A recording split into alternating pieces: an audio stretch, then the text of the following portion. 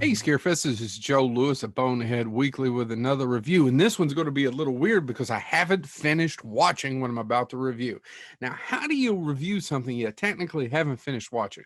Well, it's a 9-part miniseries called The Stand on. Here's my copy. I love the book. It's one of my favorite Stephen King novels. I actually really like, and I've actually had Mick Garris, who directed the original 94 miniseries on Bonehead Weekly. I'm a big fan of the miniseries. It hasn't aged well as far as special effects go and the ending, but I'm still a big fan because it's so well cast. It's got Ray Walston, Gary Sinise, Jamie Sheridan as Randall Flagg. Now let's talk about the new one. Now I can't review it all. I'm going to break this up into 2 parts. The casting. This is the first bugaboo I have with this. Now, James Marsden plays Stu. He was originally played by Gary Sinise in the miniseries, and it's probably unfair to connect or to compare and contrast the both of them.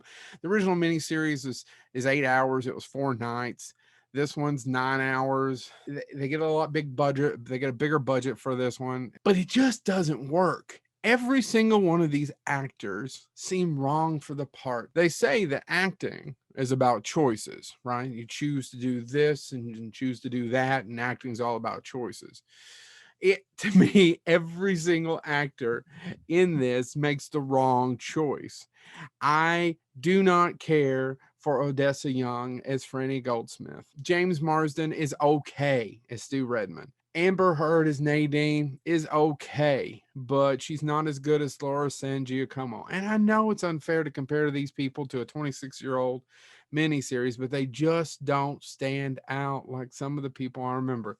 Whoopi Goldberg is one of the best actresses of all time, and she does an okay Mother Abigail. She just doesn't have the gravitas as Ruby Dee did in the original one. Greg Kinnear is Glenn Bateman, probably as close to someone I've enjoyed in one of these parts as any of the rest of them. Glenn was played by Ray Walston in the original. They've also flipped some of the characters, right? So Larry in the book's a white dude, and they've made him an African American. Larry Underwood in this one. They've changed some of that around. It's okay. None of that necessarily bothers me. What bothers me is the acting kind of sucks. There's some, for example, Ezra Miller plays the Flash in the Justice League movie. He's Trash Can Man in this. And I have absolutely no idea who in the hell said, yeah, you do that, because everything he's doing is awful. Trash Can Man was originally played by Max Headroom. I'm so sorry, I'm blanking on his name. He's great. And Matt Frewer.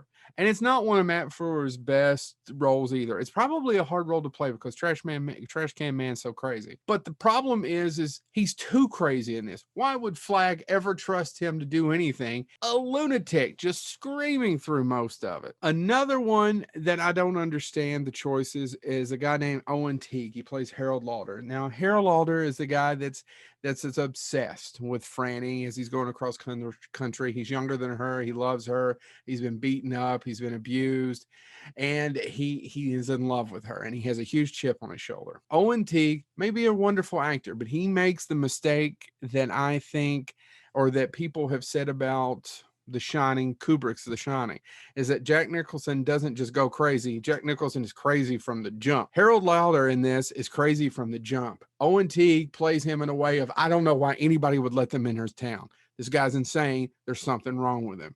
There's choices like that. Does that make sense to you all? All acting is about choices, and a lot of these people make bad choices. The main character, or at least what the people all like, Randall Flagg, played by Alexander Skarsgård, originally played by Jamie Sheridan. Okay, he's okay, but he isn't having that much fun.